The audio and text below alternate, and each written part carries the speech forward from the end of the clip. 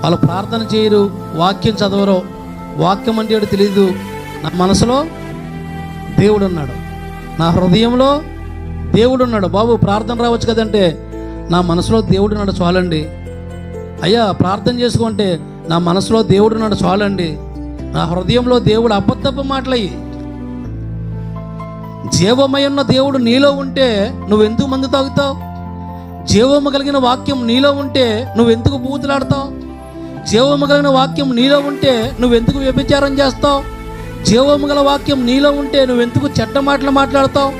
జీవము గల వాక్యం నీలో ఉంటే నువ్వెందుకు పనికిమాల విషయాలు చూస్తావు? జీవము గల దేవుడు నీలో ఉంటే నువ్వెందుకు వ్యర్థమైన మాటలు మాట్లాడతావు? జీవము గల దేవుడు నీలో ఉంటే, వాక్యం నీలో ఉంటే నువ్వెందుకు మనుషులతో గొడవలు పడతావు? నువ్వు చెప్పేది అబద్ధం, పచ్చి అబద్ధం. మోసపోకుడి, దేవుడు వెక్కిరించబడడు. మనుషుడా, నువ్వు ఏది విత్తుతావో అదే కోస్తావు.